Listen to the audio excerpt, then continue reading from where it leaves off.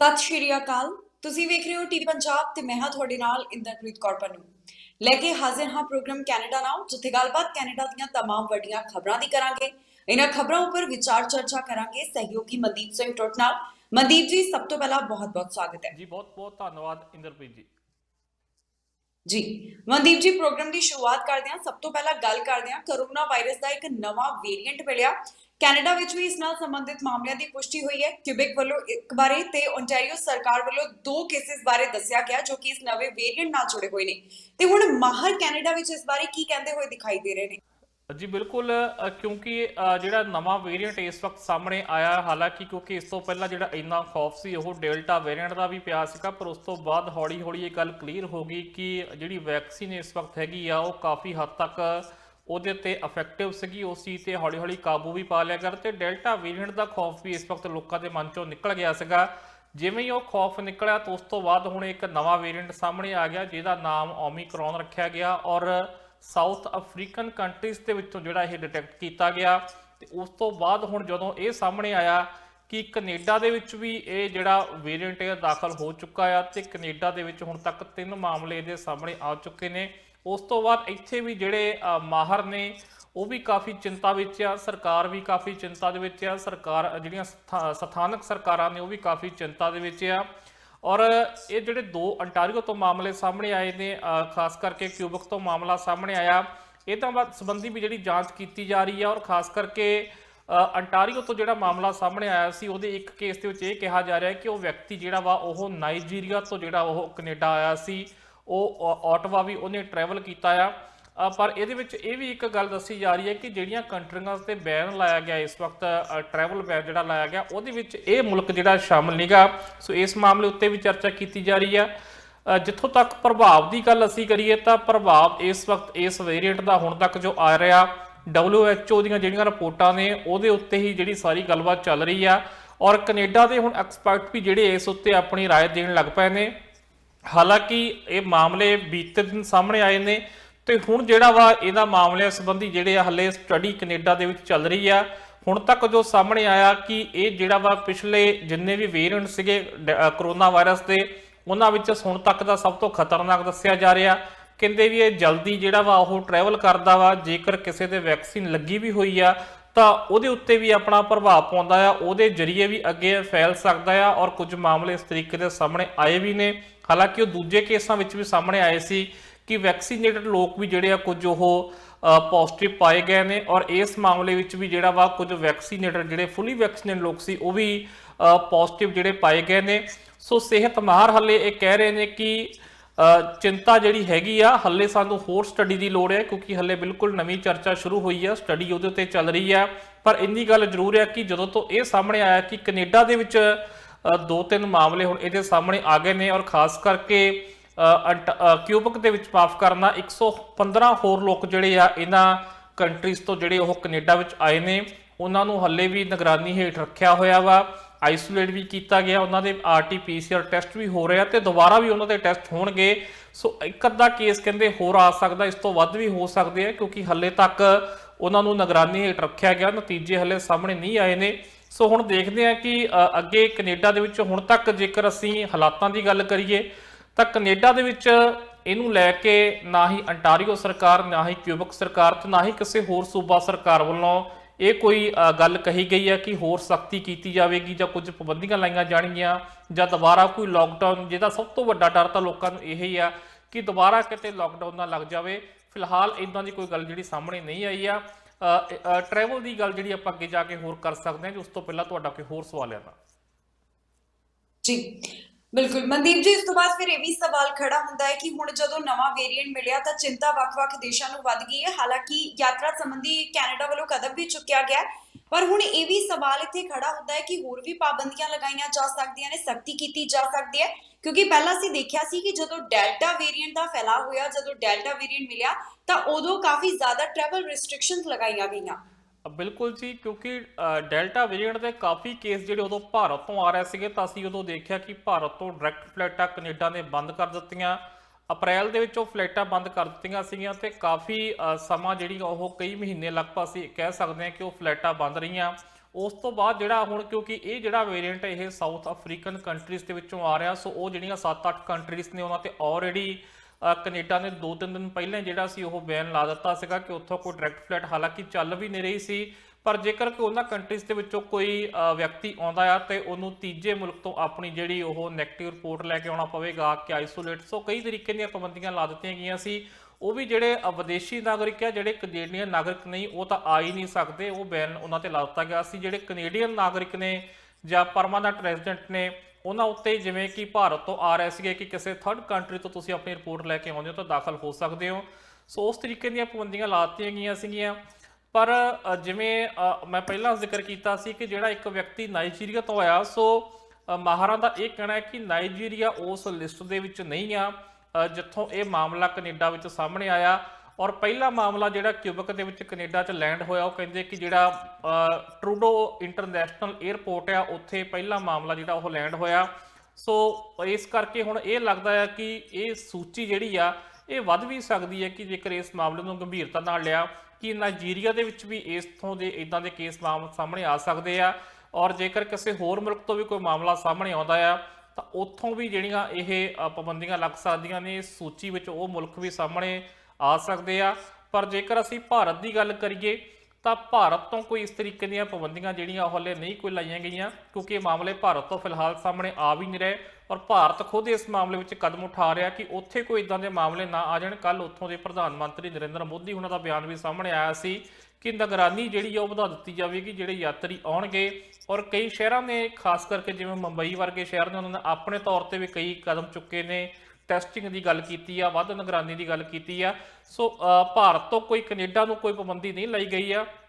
Expert ਜਿਹੜੇ ਨੇ Canada ਦੇ ਉਹ ਕਹਿ ਰਹੇ ਆ ਕਿ ਇਹਨਾਂ ਕੰਟਰੀਜ਼ ਤੋਂ ਜਿਹੜੀਆਂ ਤੇ ਬੈਨ ਲਾਇਆ ਗਿਆ, ਸਾਊਥ ਅਫਰੀਕਨ ਕਹਿੰਦੇ ਅਸੀਂ ਆਲਰੇਡੀ ਲੇਟ ਹੋ ਗਏ ਆ ਕਿਉਂਕਿ ਇਹ ਵਾਇਰਸ ਜਿਹੜਾ ਕੈਨੇਡਾ 'ਚ ਆਲਰੇਡੀ ਦਾਖਲ ਹੋ ਚੁੱਕਾ ਆ ਤੇ ਕਹਿੰਦੇ ਅਸੀਂ ਥੋੜਾ ਕੁ ਲੇਟ ਹੋ ਗਏ। ਹੋ ਸਕਦਾ ਸੀ ਜੇਕਰ ਪਹਿਲਾਂ ਇਹ ਪਾਬੰਦੀਆਂ ਲੱਗ ਜਾਂਦੀਆਂ, ਹਾਲਾਂਕਿ ਜਦੋਂ ਗੱਲ ਸਾਹਮਣੇ ਆਉਣੀ ਸੀ ਕਦਮ ਉਦੋਂ ਹੀ ਚੁੱਕਣੇ ਸੀਗੇ, ਪਰ ਇੰਨੇ 'ਚ ਜਿਹੜਾ ਵਾ ਕੈਨੇਡਾ 'ਚ ਕੇਸ ਦਾਖਲ ਹੋ ਚੁੱਕੇ ਨੇ। ਸੋ ਦੇਖਦੇ ਆ ਕਿ ਇਸ ਸੂਚੀ ਵਿੱਚ ਹੋਰ ਕਿਹੜੇ ਦੇਸ਼ ਜਿਹੜੇ ਉਹਨਾਂ ਨੂੰ ਸ਼ਾਮਲ ਕੀਤਾ ਜਾਂਦਾ ਆ, ਜਿਵੇਂ ਕਿ ਨਾਈਜੀਰੀਆ ਆ ਕਿ ਉਹਨੂੰ ਸ਼ਾਮਲ ਕੀਤਾ ਜਾਂਦਾ ਜਾਂ ਹੋਰ ਉਥੋਂ ਉਧਰਲੇ ਪਾਸੇ ਦੇ ਜਿਹੜੇ ਮੁਲਕ ਹੈ ਸ਼ਾਮਲ ਕੀਤੇ ਜਾਂਦੇ ਆ। ਫਿਲਹਾਲ ਕੈਨੇਡਾ ਵੱਲੋਂ ਮੈਨੂੰ ਲੱਗਦਾ ਕਿ ਨੇੜਿਓਂ ਕਾਫੀ ਨਜ਼ਰ ਰੱਖੀ ਜਾ ਸਕਦੀ ਹੈ ਤੇ ਕੋਈ ਹੈਰਾਨੀ ਨਹੀਂ ਹੋਣੀ ਚਾਹੀਦੀ ਜੇਕਰ ਕੋਈ ਹੋਰ ਸਖਤੀ ਹੁੰਦੀ ਹੈ ਤਾਂ। ਜੀ ਮਨਦੀਪ ਜੀ, ਤੇ ਕੈਨੇਡਾ ਦੀ ਗੱਲ ਹੋਈ ਤੇ ਅਮਰੀਕਾ ਵਿੱਚ ਵੀ ਇਹ ਸਵਾਲ ਬਣਿਆ ਹੋਇਆ ਸੀ ਕਿ ਹੁਣ ਮੁੜ ਤੋਂ ਅਮਰੀਕਾ ਵਿੱਚ ਬਾਰਡਰ ਬੰਦ ਕੀਤਾ ਜਾਏਗਾ, ਜਾਣੀ ਕਿ ਹਵਾਈ ਜਹਾਜ਼ ਦੇ ਉੱਪਰ ਜਿਹੜੀਆਂ ਯਾਤਰਾ ਸੰਬੰਧੀ ਪਾਬੰਦੀਆਂ ਲਗਾਈਆਂ ਜਾ ਸਕਣਗੀਆਂ। ਇਸ ਦਾ ਜਵਾਬ ਰਾਸ਼ਟਰਪਤੀ ਵੱਲੋਂ ਦਿੱਤਾ ਗਿਆ, ਉਹਨਾਂ ਵੱਲੋਂ ਇਸ ਬਾਰੇ ਕੀ ਕਿਹਾ ਜਾ ਰਿਹਾ? ਬਿਲਕੁਲ ਜੀ, ਕਿਉਂਕਿ ਖਾਸ ਕਰਕੇ ਜਿਵੇਂ ਜਿੱਥੋਂ ਇਹ ਡਿਟੈਕਟ ਹੋਇਆ ਵਾ ਇਹ ਵਾਇਰਸ, ਉੱਥੋਂ ਜਿਵੇਂ ਕੈਨੇਡਾ ਨੇ ਪਾਬੰਦੀਆਂ ਲਾਈਆਂ ਨੇ, ਅਮਰੀਕਾ ਨੇ ਵੀ ਉਸੇ ਤਰੀਕੇ ਨਾਲ ਲਾਤੀਆਂ ਗਈਆਂ ਸੀਗੀਆਂ। ਪਰ ਹੋਰ ਕੋਈ ਪਾਬੰਦੀਆਂ ਬਾਰੇ ਜਾਂ ਹੋਰ ਅਮਰੀਕਾ 'ਚ ਕੋਈ ਸਖਤੀਆਂ ਬਾਰੇ ਜਦੋਂ ਜਵਾਬ ਦਿੱਤਾ ਜੋ ਬਾਈਡਨ ਹੋਣਾ ਨੇ, ਤਾਂ ਉਹਨਾਂ ਨੇ ਕਿਹਾ ਸੀ ਕਿ ਫਿਲਹਾਲ ਉਹਨਾਂ ਦਾ ਇਸ ਤਰੀਕੇ ਦਾ ਕੋਈ ਪਲਾਨ ਨਹੀਂਗਾ ਕਿ ਕੋਈ ਪਾਬੰਦੀਆਂ ਲਾਈਆਂ ਜਾਣ। ਔਰ ਸਭ ਤੋਂ ਵੱਡਾ ਸਵਾਲ ਇਹ ਹੈ ਕਿ ਵੈਕਸੀਨ ਜਿਹੜੀਆਂ ਕੰਪਨੀਆਂ ਨੇ ਉਹ ਕੀ ਕਹਿ ਰਹੀਆਂ ਨੇ। ਹਾਲਾਂਕਿ ਬਹੁਤ ਸਾਰੀਆਂ ਵੈਕਸੀਨ ਕੰਪਨੀਆਂ ਵੱਲੋਂ ਹਾਲੇ ਤਾਂ ਸਟੱਡੀ ਉਹ ਕੀਤੀ ਜਾ ਰਹੀ ਹੈ ਕਿ ਅਸੀਂ ਇਹਨੂੰ ਜਿਹੜਾ ਵਾ ਉਹ ਪ੍ਰਭਾਵਿਤ ਕਰ ਸਕਦੇ ਹਾਂ ਜਾਂ ਸਾਡੀ ਵੈਕਸੀਨ ਜਿਹੜੀ ਇਫੈਕਟਿਵ ਹੋਵੇਗੀ ਨਹੀਂ ਹੋਵੇਗੀ। ਪਰ ਭਾਰਤ ਦੇ ਟਾਈਮਸ ਆਫ ਇੰਡੀਆ ਅਖਬਾਰ ਦੇ ਵਿੱਚ ਅੱਜ ਇੱਕ ਦਾਅਵਾ ਛਪਿਆ ਹੈ ਜੋ ਭਾਰਤ ਦੇ ਵਿੱਚ ਵੱਡੀ ਪੱਧਰ ਤੇ ਜਿਹੜੀ ਵੈਕਸੀਨ ਲੱਗੀ ਆ, ਕੋਸ਼ੀਲਡ ਅਤੇ ਕੋਵੈਕਸੀਨ। ਔਰ ਜਿਹੜੇ ਸਿਹਤ ਮਾਹਰ ਨੇ ਉਹਨਾਂ ਨੇ ਦਾਅਵਾ ਕੀਤਾ ਕਿ ਇਹ ਜਿਹੜੀ ਵੈਕਸੀਨ ਆ ਦੋਨੇ ਜਿਹੜੀਆਂ ਹੈਗੀਆਂ ਨੇ, ਖਾਸ ਕਰਕੇ ਐਸਟਰਾਜੈਨਕਾ ਵੀ ਅਸੀਂ ਕਹਿ ਸਕਦੇ ਹਾਂ ਕਿਉਂਕਿ ਕੋਸ਼ੀਲਡ ਤੇ ਐਸਟਰਾਜੈਨਕਾ ਕਿਹਾ ਜਾ ਰਿਹਾ ਕਿ ਸੇਮ ਫਾਰਮੂਲੇ ਤੇ ਆ, ਤੇ ਉਹ ਕਹਿੰਦੇ ਕਿ ਇਹ ਜਿਹੜੀਆਂ ਇਹ ਕਾਫੀ ਹੱਦ ਤੱਕ ਇਫੈਕਟਿਵ ਨੇ ਤੇ ਇਹ ਇਸ ਨਵੇਂ ਓਮਿਕਰੋਨ ਨੂੰ ਜਿਹੜੀਆਂ ਰੋਕ ਸਕਦੀਆਂ ਨੇ। ਸੋ ਇਹ ਵੀ ਨਿਰਭਰ ਕਰਦਾ ਕਿ ਵਾਕਈ ਜੇਕਰ ਦਾਅਵਾ ਸੱਚਾ ਹੈ ਤਾਂ ਫਿਰ ਕਾਫੀ ਰਾਹਤ ਮਿਲ ਸਕਦੀ ਆ। ਫਿਲਹਾਲ ਅਮਰੀਕਾ ਨੇ ਕਿਹਾ ਕਿ ਕੋਈ ਪਾਬੰਦੀ ਹੱਲੇ ਅਸੀਂ ਹੋਰ ਨਹੀਂ ਲਾ ਰਹੇ, ਹਾਂ ਉਹਨਾਂ ਤੇ ਜ਼ਰੂਰ ਨਜ਼ਰ ਆ ਜਿੱਥੋਂ ਇਹ ਕੇਸ ਸਾਹਮਣੇ ਆ ਰਹੇ ਨੇ। ਜੀ ਮਨਦੀਪ ਜੀ, ਹੁਣ ਅਸੀਂ ਗੱਲ ਬ੍ਰਿਟਿਸ਼ ਕੋਲੰਬੀਆ ਦੀ ਕਰਦੇ ਹਾਂ। ਇੱਥੇ ਜਿਹੜੇ ਹੜ੍ਹ ਕਾਰਨ ਕਈ ਹਿੱਸੇ ਪ੍ਰਭਾਵਿਤ ਹੋਏ ਨੇ ਤੇ ਸਭ ਤੋਂ ਪਹਿਲਾ ਸਵਾਲ ਇਹੀ ਜਾਣਨਾ ਚਾਹੂੰਗੇ ਕਿ ਇੱਥੇ ਕੀ ਹਾਲਾਤ ਬਣੇ ਹੋਏ ਨੇ, ਇਸ ਬਾਰੇ ਤਾਜ਼ਾ ਕੀ ਜਾਣਕਾਰੀ ਸਾਹਮਣੇ ਆ ਰਹੀ ਹੈ। ਬਾਕੀ ਜੋ ਇਸ ਨਾਲ ਸੰਬੰਧਿਤ ਜਾਣਕਾਰੀ ਉਸ ਦੇ ਉੱਪਰ ਬਾਅਦ ਚ ਚਰਚਾ ਕਰਾਂਗੇ, ਪਰ ਅਪਡੇਟ ਇਸ ਸਮੇਂ ਕੀ ਆ ਰਹੀ ਹੈ?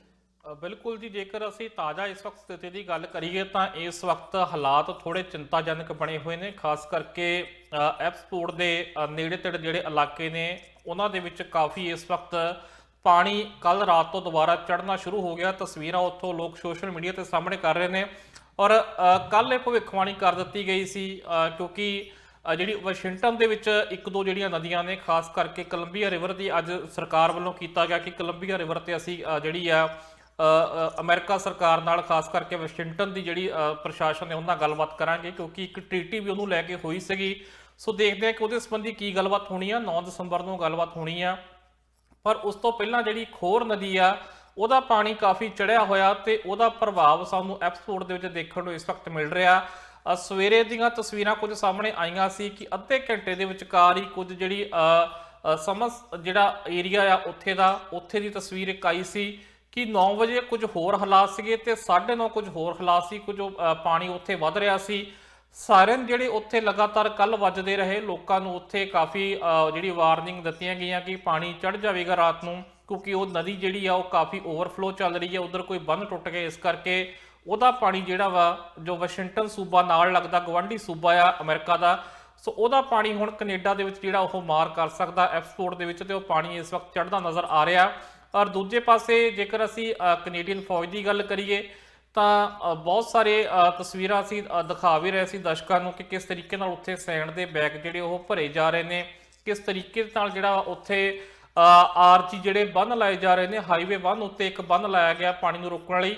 ਸੋ ਬਹੁਤ ਸਾਰੀਆਂ ਤਸਵੀਰਾਂ ਜਿਹੜੀਆਂ ਉਹ ਸਾਹਮਣੇ ਆ ਵੀ ਰਹੀਆਂ ਨੇ, ਪਰ ਹਾਲਾਤ ਇਸ ਵਕਤ ਚਿੰਤਾਜਨਕ ਬਣੇ ਹੋਏ ਨੇ ਕਿਉਂਕਿ ਪਹਿਲਾ ਪਾਣੀ ਹਲੇ ਉਹ ਜਿਹੜਾ ਥੱਲੇ ਨਹੀਂ ਗਿਆ, ਪਰ ਉਦੋਂ ਬਾਅਦ ਚ ਹੁਣੇ ਪਾਣੀ ਹੋਰ ਜਿਹੜਾ ਸਾਹਮਣੇ ਆ ਗਿਆ ਵਾ। ਸੋ ਇਸ ਕਰਕੇ ਹਾਲਾਤ ਜਿਹੜੇ ਉਹ ਕਾਫੀ ਚਿੰਤਾਜਨਕ ਬਣੇ ਹੋਏ ਨੇ। ਮਨਦੀਪ ਜੀ, ਇਸ ਤੋਂ ਬਾਅਦ ਸਵਾਲ ਇਹ ਹੈ ਕਿ ਇੱਥੇ ਬਚਾਅ ਕਾਰਜ ਕਿਸ ਤਰ੍ਹਾਂ ਚਲਾਏ ਜਾ ਰਹੇ ਨੇ, ਇੱਥੋਂ ਇਸ ਤਰ੍ਹਾਂ ਦੀਆਂ ਕਿਹੜੀਆਂ ਤਸਵੀਰਾਂ ਸਾਹਮਣੇ ਆ ਰਹੀਆਂ ਨੇ? ਜੀ ਬਿਲਕੁਲ ਜੀ, ਬਚਾਅ ਕਾਰਜ ਜਿਹੜੇ ਕੱਲ ਤੋਂ ਜਾਰੀ ਸੀਗੇ ਕਿਉਂਕਿ ਵਾਰਨਿੰਗ ਜਿਹੜੀ ਦੇ ਦਿੱਤੀ ਸੀ ਐਕਸਪੋਰਟ ਦੇ ਮੇਅਰ ਨੇ, ਕਹਿ ਦਿੱਤਾ ਸੀਗਾ ਕਿ ਜਿਹੜਾ ਪਾਣੀ ਆ ਰਿਹਾ ਔਰ ਜਿਸ ਤਰੀਕੇ ਨਾਲ ਕਹਿੰਦੇ ਆ ਰਿਹਾ ਕਾਫੀ ਘਬਰਾਏ ਹੋਏ ਲੱਗਦੇ ਸੀ। ਕਹਿੰਦੇ ਵੀ ਇਹਨੂੰ ਕੋਈ ਨਹੀਂ ਰੋਕ ਸਕਦਾ ਕਿਉਂਕਿ ਪਹਿਲਾਂ ਵੀ ਉਹ ਮੰਜ਼ਰ ਉੱਥੇ ਦੇਖ ਚੁੱਕੇ ਨੇ, ਥੋੜੇ ਉਦਾਸ ਜਿਹੇ ਵੀ ਲੱਗਦੇ ਸੀ। ਉਹਨਾਂ ਦੇ ਸ਼ਬਦਾਂ 'ਚ ਥੋੜੀ ਉਦਾਸੀ ਜ਼ਰੂਰ ਝਲਕੀ ਕਿ ਜੋ ਉਹਨਾਂ ਦੇ ਸ਼ਹਿਰ ਜੇ ਇਸ ਮੁਸੀਬਤ ਤੋਂ ਇਸ ਵਕਤ ਲੰਘ ਰਿਹਾ ਵਾ। ਸੋ ਬਚਾਅ ਕਾਰਜ ਜਿਹੜੇ ਲਗਾਤਾਰ ਜਿਹੜੇ ਵਲੰਟੀਅਰ ਵੱਡੀ ਗਿਣਤੀ ਵਿੱਚ ਲੋਕ ਜਿਹੜੇ ਆ ਉਹ ਸੈਂਡ ਦੇ ਬੋਰੇ ਭਰ ਰਹੇ ਨੇ। ਆ ਤਸਵੀਰ ਦਰਸ਼ਕ ਦੇਖ ਰਹੇ ਨੇ, ਇਹ ਜਿਹੜਾ ਕੱਲ ਹਾਈਵੇ 1 ਉੱਤੇ ਜਿਹੜਾ ਇਹ ਬੰਨ ਜਿਹੜਾ ਸੀ ਉਹ ਬਣਾਇਆ ਗਿਆ ਕਿ ਕਿਸ ਤਰੀਕੇ ਨਾਲ ਆਰਮੀ ਵੱਲੋਂ ਤੇ ਆਮ ਲੋਕਾਂ ਵੱਲੋਂ ਵਲੰਟੀਅਰ ਵੱਡੀ ਗਿਣਤੀ 'ਚ ਕੰਮ ਕਰ ਰਹੇ ਨੇ ਤਾਂ ਕਿ ਜਿਹੜਾ ਰੈਸੀਡੈਂਟਲ ਏਰੀਆ ਵਾ ਜਿੱਥੇ ਲੋਕ ਰਹਿੰਦੇ ਨੇ ਉੱਥੋਂ ਇਸ ਪ੍ਰਭਾਵ ਨੂੰ ਘਟਾਇਆ ਜਾ ਸਕੇ, ਹੜ੍ਹ ਦਾ ਪਾਣੀ ਉਧਰ ਨੂੰ ਨਾ ਜਾਵੇ, ਵੱਧ ਤੋਂ ਵੱਧ ਲੋਕਾਂ ਦੇ ਘਰ ਬਚਾਏ ਜਾ ਸਕਣ। ਇਹਦੀ ਜਿਹੜੀ ਉਹ ਮੁਹਿੰਮ ਚੱਲ ਰਹੀ ਆ। ਹਾਲਾਂਕਿ ਜਿਹੜਾ ਰਾਹਤ ਕਾਰਜ ਇਹ ਵੀ ਚੱਲ ਰਹੇ ਨੇ ਕਿ ਲੋਕਾਂ ਨੂੰ ਜਿਹੜੇ ਖਤਰੇ ਵਾਲੇ ਥਾਂ ਨੇ ਉੱਥੋਂ ਕੱਢਿਆ ਵੀ ਜਾ ਰਿਹਾ ਉਹਨਾਂ ਨੂੰ, ਉਹਦੇ ਵਿੱਚ ਵੀ ਲੋਕ ਇੱਕ ਦੂਜੇ ਦੀ ਮਦਦ ਜਿਹੜੀ ਉਹ ਕਰ ਰਹੇ ਨੇ। ਇਹਦੇ ਨਾਲ ਅਸੀਂ ਸੋਸ਼ਲ ਮੀਡੀਆ ਤੇ ਇਹ ਵੀ ਦੇਖ ਰਹੇ ਸੀ ਕਿਉਂਕਿ ਇੱਕ ਗਰੁੱਪ ਬਣਿਆ ਹੋਇਆ ਫੇਸਬੁੱਕ ਦੇ ਉੱਤੇ ਜਿੱਥੇ ਪ੍ਰਭਾਵਿਤ ਲੋਕ ਜਿਹੜੇ ਨੇ ਜਾਂ ਜਿਹੜੇ ਕੰਮ ਵੀ ਕਰ ਰਹੇ ਨੇ ਉੱਥੇ ਵਲੰਟੀਅਰ ਕਰ ਰਹੇ ਨੇ। ਇੱਥੋਂ ਸਰੀ ਵੈਨਕੂਵਰ ਤੋਂ ਜਾ ਕੇ ਵੀ ਲੋਕ ਜਿਹੜੇ ਮਦਦ ਕਰ ਰਹੇ ਨੇ ਉਹ ਉੱਥੇ ਸਾਰੀ ਜਾਣਕਾਰੀ ਪਾਉਂਦੇ ਨੇ ਕਿ ਕਿੱਥੇ ਵਲੰਟੀਅਰ ਦੀ ਲੋੜ ਹੈ, ਕਿੱਥੇ ਕਿਸੇ ਨੂੰ ਸੈਂਡ ਬੈਗ ਚਾਹੀਦੇ ਨੇ। ਉਹ ਸਾਰੀਆਂ ਚੀਜ਼ਾਂ ਦੀ ਅਪਡੇਟ ਉੱਥੇ ਆ ਰਹੀ ਆ ਔਰ ਪਾਣੀ ਕਿਵੇਂ ਕਿਵੇਂ ਚੜ ਰਿਹਾ, ਕਿੱਥੇ ਕਿੱਥੇ ਚੜ ਰਿਹਾ, ਕੱਲ ਦੀਆਂ ਤੇ ਅੱਜ ਦੀਆਂ ਤਸਵੀਰਾਂ ਪਾ ਕੇ ਫਰਕ ਵੀ ਦੱਸਿਆ ਜਾ ਰਿਹਾ। ਸੋ ਵਾਕਿਆ ਪਾਣੀ ਵੀ ਚੜ ਰਿਹਾ, ਪਰ ਆਮ ਲੋਕ ਬਹੁਤ ਵੱਡੀ ਪੱਧਰ ਉੱਤੇ ਜਿਹੜੇ ਇਸ ਵਕਤ ਇੱਕ ਦੂਜੇ ਦੀ ਮਦਦ ਕਰ ਰਹੇ ਨੇ, ਵਲੰਟੀਅਰ ਕਰ ਰਹੇ ਨੇ, ਆਪਣੇ ਟਰੱਕ ਲੈ ਕੇ ਜਾ ਰਹੇ ਨੇ ਔਰ ਸੈਂਡ ਬੈਗਾਂ ਦੀ ਢੋਆ ਢੁਆਈ ਹੋ ਰਹੀ ਆ ਔਰ ਫੌਜ ਵੀ ਤਾਂ ਆਪਣੇ ਵੱਲੋਂ ਕੰਮ ਕਰ ਰਹੀ ਆ, ਉਹਦੇ ਨਾਲ ਮਦਦ ਵੀ ਕੀਤੀ ਜਾ ਰਹੀ ਆ। ਸੋ ਰਾਹਤ ਕਾਰਜ ਇਸ ਵਕਤ ਪੂਰੇ ਜ਼ੋਰਾਂ ਤੇ ਨੇ ਕਿ ਜਿਹੜਾ ਇਹ ਹੜ੍ਹ ਆ ਰਿਹਾ ਇਹਨੂੰ ਜਿਹੜਾ ਵਾ ਘੱਟ ਤੋਂ ਘੱਟ ਨੁਕਸਾਨ ਕਰੇ, ਇਹਦੇ ਪ੍ਰਭਾਵ ਨੂੰ ਰੋਕਿਆ ਜਾ ਸਕੇ। ਜਿੰਨੀ ਕੁ ਵਾਹ ਲੱਗਦੀ ਆ ਲੋਕ ਪੂਰਾ ਮਨੋਂ ਧਨੋਂ ਆਪਣੀ ਵਾਹ ਜਿਹੜੀ ਉਹ ਲਾ ਰਹੇ ਨੇ। ਜੀ ਮਨਦੀਪ ਜੀ, ਜਿਸ ਤਰ੍ਹਾਂ ਹੁਣ ਰਾਹਤ ਕਾਰਜ ਵੀ ਚਲਾਏ ਜਾ ਰਹੇ ਨੇ, ਪਰ ਅੱਗੇ ਕੋਈ ਖਤਰਾ ਹੈ ਜਾਂ এনवायरमेंट ਕੈਨੇਡਾ ਵੱਲੋਂ ਕੀ ਦੱਸਿਆ ਜਾ ਰਿਹਾ ਹੈ? ਬਿਲਕੁਲ ਜੀ, এনवायरमेंट ਕੈਨੇਡਾ ਤੇ BC ਸਰਕਾਰ ਵੱਲੋਂ ਲਗਾਤਾਰ ਚੇਤਾਵਨੀਆਂ ਦਿੱਤੀਆਂ ਜਾ ਰਹੀਆਂ ਸੀ ਕਿਉਂਕਿ ਉਹਨਾਂ ਨੇ ਇਹ ਕਿਹਾ ਸੀ ਕਿ ਅਗਲੇ 10 ਦਿਨ ਜਿਹੜੇ ਆ ਬਹੁਤ ਔਖੇ ਹੋ ਸਕਦੇ ਆ ਕਿਉਂਕਿ ਬਾਰਿਸ਼ ਬਹੁਤ ਹੋਣੀ ਸੀਗੀ। ਪਰ ਜਿਹੜਾ ਇਹ ਖਤਰਾ ਇੱਕ ਨਵਾਂ ਸਾਹਮਣੇ ਆਇਆ ਕਿ ਅਮਰੀਕਾ ਵੱਲੋਂ ਜਿਹੜੀ ਇਹ ਨਦੀ ਚੜ੍ਹ ਕੇ ਆ ਰਹੀ ਹੈ ਉਹਦਾ ਜਿਹੜਾ ਪਾਣੀ ਆ ਉਹ ਵੀ ਇੱਕ ਖਤਰਾ ਹੋਣ ਵਿੱਚ ਸ਼ਾਮਲ ਹੋ ਗਿਆ। ਸੋ এনवायरमेंट ਕੈਨੇਡਾ ਵੱਲੋਂ ਜਿਵੇਂ ਚੇਤਾਵਨੀ ਦਿੱਤੀ ਗਈ ਸੀ ਉਹਦੇ ਤੇ ਕਾਇਮ ਆ ਕਿ ਜਿਹੜੇ ਸਟ੍ਰੋਮ ਆ ਹਲੇ ਆ ਸਕਦੇ ਆ ਹੋਰ, ਤੇ ਲੋਕਾਂ ਨੂੰ ਤਿਆਰ ਰਹਿਣਾ ਚਾਹੀਦਾ ਵਾ। ਔਰ ਐਮਰਜੈਂਸੀ ਜਿਹੜੀ ਲਾਈ ਹੋਈ ਸੀ BC ਸਰਕਾਰ ਵੱਲੋਂ ਉਹਦੇ ਵਿੱਚ ਉਹਨਾਂ ਨੇ ਵਾਧਾ ਕਰ ਦਿੱਤਾ ਆ। ਅੱਜ ਹੁਣ ਤੋਂ ਕੁਝ ਸਮਾਂ ਪਹਿਲਾਂ ਜਿਹੜੀਆਂ ਕੁਝ ਹਦਾਇਤਾਂ ਜਾਰੀ ਕੀਤੀਆਂ ਗਈਆਂ ਸੀ ਖਾਸ ਕਰਕੇ ਗੈਸ ਤੋਂ ਲੈ ਕੇ ਕਿ ਤੁਸੀਂ ਹੁਣ ਜਿਹੜਾ ਵਾ 30 ਲੀਟਰ ਤੋਂ ਵੱਧ ਜਿਹੜਾ ਪੈਟਰੋਲ ਜਾਂ ਗੈਸ ਨਹੀਂ ਪਵਾ ਸਕਦੇ ਆਪਣੇ ਵਹੀਕਲ ਦੇ ਵਿੱਚ ਪਰ ਟ੍ਰਿਪ, ਜੇ ਤੁਸੀਂ ਇੱਕ ਵਾਰ ਤੇਲ ਪਵਾਉਣ ਜਾਂਦੇ ਹੋ ਤਾਂ 30 ਲੀਟਰ ਤੋਂ ਵੱਧ ਤੁਸੀਂ ਉੱਥੋਂ ਬਾਏ ਨਹੀਂ ਕਰ ਸਕਦੇ। ਇਹ ਪਹਿਲਾਂ ਦੀ ਲੱਗੀ ਹੋਈ ਆ, ਉਹਦੇ 'ਚ ਹੋਰ ਵਾਧਾ ਕਰ ਦਿੱਤਾ ਗਿਆ ਔਰ ਐਮਰਜੈਂਸੀ ਦੇ ਵਿੱਚ ਵੀ ਵਾਧਾ ਕਰ ਦਿੱਤਾ ਗਿਆ ਵਾ। ਜਿਹੜੀਆਂ ਹੋਰ ਹਦਾਇਤਾਂ ਇਹਦੇ ਨਾਲ ਜਿਹੜੀਆਂ ਹੁੰਦੀਆਂ ਆ ਉਹਨਾਂ ਵਿੱਚ ਵੀ ਕਾਫੀ ਚੀਜ਼ਾਂ ਤੇ ਫਰਕ ਪੈਂਦਾ ਆ। ਹਾਲਾਂਕਿ ਹਾਈਵੇ 3 ਤੇ 99 ਜਿਹੜਾ ਵਾ ਉਹ ਐਸੈਂਸ਼ੀਅਲ ਜਿਹੜਾ ਵਹੀਕਲਸ ਲਈ ਖੋਲ ਦਿੱਤਾ ਗਿਆ ਵਾ। ਜਿਹੜੇ ਖਾਣ ਪੀਣ ਦੀਆਂ ਵਸਤਾਂ ਨੇ, ਸਪਲਾਈ ਚੇਨ 'ਚ ਵਹੀਕਲ ਆਉਂਦੇ ਨੇ ਉਹ ਆ ਜਾ ਸਕਦੇ ਨੇ, ਪਰ ਬਹੁਤ ਸਾਰੇ ਹਾਈਵੇ ਜਿਹੜੇ ਕੱਲ ਹੀ ਬੰਦ ਕਰ ਦਿੱਤੇ ਗਏ ਸੀ, ਪਰਸੋਂ ਵੀ ਬੰਦ ਕਰ ਦਿੱਤੇ ਸੀ ਕਿਉਂਕਿ ਪਾਣੀ ਦੀ ਚੇਤਾਵਨੀ ਆ ਗਈ ਸੀਗੀ। ਸੋ ਐਨਵਾਇਰਨਮੈਂਟ ਕੈਨੇਡਾ ਵੱਲੋਂ ਵੀ ਹੱਲੇ ਹਾਲਾਤ ਕੁਝ ਇਸ ਤਰੀਕੇ ਦੇ ਰਹਿਣ ਦੇ ਆਸਾਰ ਹੈਗੇ ਨੇ ਤੇ ਇਹਦੇ ਨਾਲ ਜਿਹੜਾ ਵਾ BC ਸਰਕਾਰ ਵੱਲੋਂ ਵੀ ਐਮਰਜੈਂਸੀ ਵਿੱਚ ਵਾਧਾ ਕਰ ਦਿੱਤਾ ਗਿਆ। ਜੀ ਮਨਦੀਪ ਜੀ, ਇਸ ਤੋਂ ਬਾਅਦ ਅਸੀਂ ਗੱਲ ਕਰਦੇ ਹਾਂ ਯਾਤਰੀਆਂ ਨਾਲ ਸੰਬੰਧਿਤ ਖਬਰ ਦੀ। ਹੁਣ ਕੈਨੇਡਾ ਵੱਲੋਂ ਜੋ ਯਾਤਰੀਆਂ ਸੰਬੰਧੀ ਨਿਯਮ ਐਲਾਨੇ ਗਏ ਸੀ ਉਹ ਕੱਲ ਤੋਂ ਲਾਗੂ ਹੋਣ ਜਾ ਰਹੇ ਨੇ। ਜਾਣਕਾਰੀ ਇਹੀ ਤੁਹਾਡੇ ਤੋਂ ਹਾਸਿਲ ਕਰਨਾ ਚਾਹੂੰਗੇ ਕਿ ਇਹ ਹੁਣ ਯਾਤਰੀ ਕਿਸ ਤਰ੍ਹਾਂ ਕੈਨੇਡਾ ਵਿੱਚ ਦਾਖਲ ਹੋ ਸਕਣਗੇ ਜਾਂ ਉਹਨਾਂ ਨੂੰ ਕਿਸ ਤਰ੍ਹਾਂ ਦੇ ਨਿਯਮਾਂ ਦਾ ਸਾਹਮਣਾ ਕਰਨਾ ਪਏਗਾ। ਬਿਲਕੁਲ ਜੀ, ਐਲਾਨ ਬਹੁਤ ਪਹਿਲਾਂ ਹੋ ਗਿਆ ਸੀਗਾ ਕਿਉਂਕਿ ਵੀ ਕੈਨੇਡਾ ਦੇ ਵਿੱਚ ਜਿਹੜੇ ਹੁਣ ਫੁੱਲੀ ਵੈਕਸੀਨੇਟਡ ਲੋਕ ਆ ਉਹੀ ਦਾਖਲ ਹੋ ਸਕਦੇ ਆ। ਸੋ ਹੁਣ ਤੱਕ ਇੱਕ ਡੋਜ਼ ਵਾਲਿਆਂ ਦਾ ਵੀ ਕੰਮ ਚੱਲਦਾ ਸੀ, ਪਰ ਕੱਲ ਤੋਂ ਜੇਕਰ ਅਸੀਂ ਗੱਲ ਕਰੀਏ ਤਾਂ ਹੁਣ ਐਲਾਨ ਇਹ ਆ ਕੱਲ ਤੋਂ ਜਿਹੜੇ ਨਵੇਂ ਨਿਯਮ ਲਾਗੂ ਹੋ ਜਾਣਗੇ 30 ਨਵੰਬਰ ਤੋਂ ਕਿ ਜਿਹੜੇ ਫੁੱਲੀ ਵੈਕਸੀਨੇਟਡ ਨੇ ਉਹੀ ਜਿਹੜੇ ਕੈਨੇਡਾ 'ਚ ਦਾਖਲ ਜਿਹੜੇ ਹੋ ਸਕਦੇ ਨੇ। 12 ਸਾਲ ਤੋਂ ਉੱਪਰ ਤੋਂ ਲੈ ਕੇ ਹਰ ਵਿਅਕਤੀ ਜਿਹੜਾ ਹੁਣ ਫੁੱਲੀ ਵੈਕਸੀਨੇਟਡ ਹੋਵੇਗਾ ਉਹੀ ਕੈਨੇਡਾ 'ਚ ਦਾਖਲ ਹੋ ਸਕਦਾ ਆ, ਚਾਹੇ ਉਹ ਬਾਈ 에ਅਰ ਆਵੇ, ਬਾਏ ਜਿਹੜਾ ਆਹ ਸੜਕੀ ਬਾਰਡਰ ਆਵੇ, ਚਾਹੇ ਉਹ ਫੈਰੀ ਰਾਹੀਂ ਆਵੇ, ਚਾਹੇ ਟ੍ਰੇਨ ਰਾਹੀਂ ਆਵੇ, ਕਿਸੇ ਵੀ ਤਰੀਕੇ ਉਹ ਕੈਨੇਡਾ 'ਚ ਦਾਖਲ ਕਰਦਾ ਤਾਂ ਫੁੱਲੀ ਵੈਕਸੀਨੇਟਡ ਹੋਣਾ ਚਾਹੀਦਾ ਆ। ਇਹਦੇ ਨਾਲ ਕੈਨੇਡਾ ਦੇ ਵਿੱਚ ਵੀ ਜੇਕਰ ਤੁਸੀਂ ਟਰੈਵਲ ਕਰਨੀ ਆ ਤਾਂ ਤੁਸੀਂ ਫੁੱਲੀ ਵੈਕਸੀਨੇਟਡ ਹੋਣੇ ਚਾਹੀਦੇ ਹੋ, ਚਾਹੇ ਬਾਈ 에ਅਰ ਕਰਨੀ ਆ, ਚਾਹੇ ਕਿਸੇ ਹੋਰ ਸਰਕਾਰੀ ਜਿਹੜਾ ਉਹ ਟਰਾਂਸਪੋਰਟੇਸ਼ਨ ਰਾਹੀਂ ਕਰਨੀ ਆ।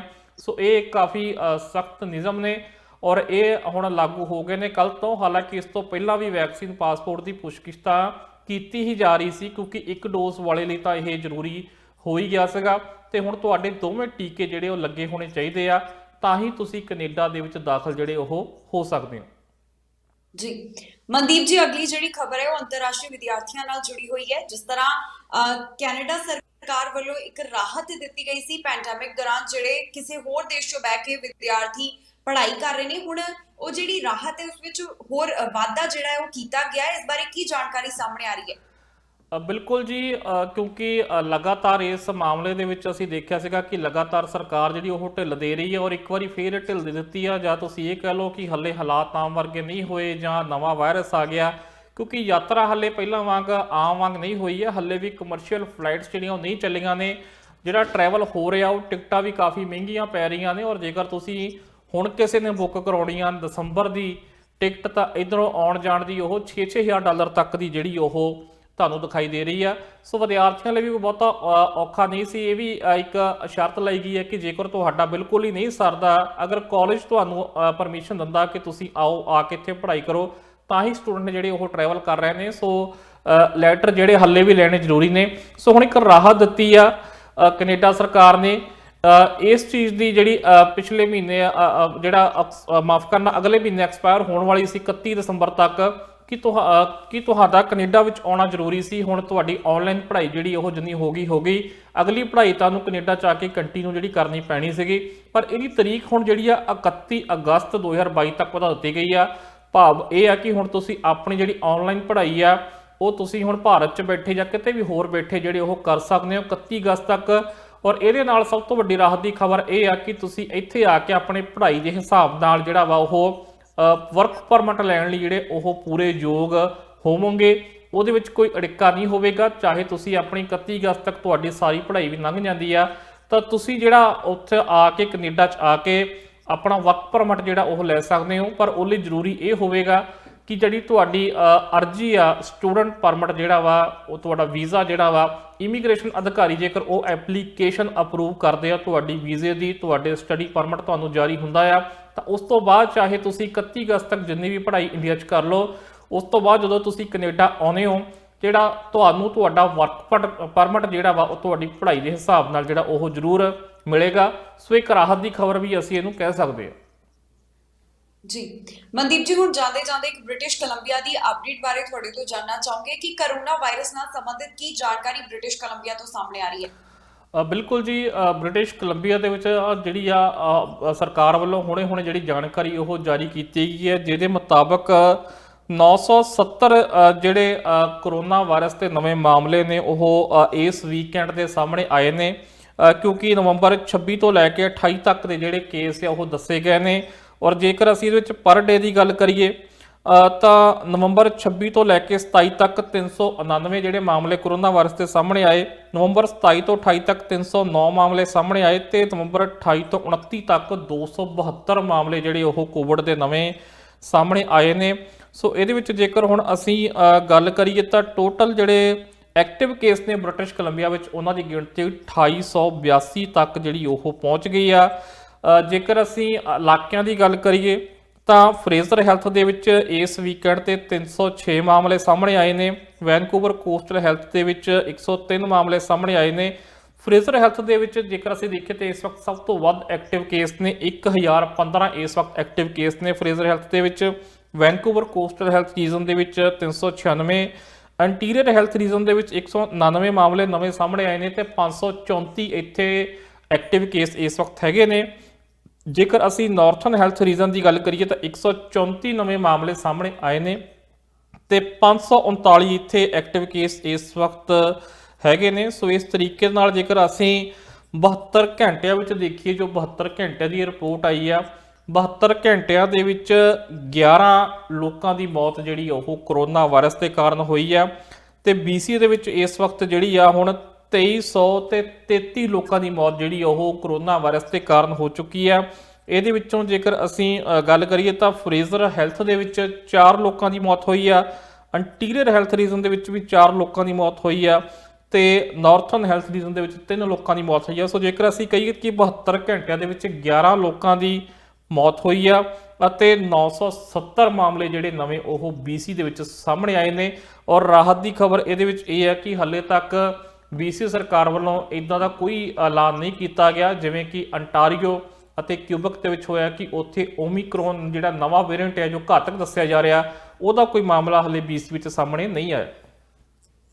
ਜੀ ਸੋ ਮਨਦੀਪ ਜੀ, ਬਹੁਤ ਬਹੁਤ ਧੰਨਵਾਦ ਇਹਨਾਂ तमाम ਖਬਰਾਂ ਉੱਪਰ ਤੁਸੀਂ ਸਾਡੇ ਨਾਲ ਵਿਚਾਰ ਚਰਚਾ ਕੀਤੀ। ਜੀ ਬਹੁਤ ਬਹੁਤ ਧੰਨਵਾਦ ਜੀ। ਸੋ ਇਸੇ ਤਰ੍ਹਾਂ ਪ੍ਰੋਗਰਾਮ ਕੈਨੇਡਾ ਨਾਉ ਦੇ ਰਾਹੀਂ ਤੁਹਾਡੇ ਰੂਬਰੂ ਹੁੰਦੇ ਰਵਾਂਗੇ, ਜਿੱਥੇ ਗੱਲਬਾਤ ਕੈਨੇਡਾ ਦੀਆਂ तमाम ਵੱਡੀਆਂ ਖਬਰਾਂ ਦੇ ਉੱਪਰ ਹੋਏਗੀ।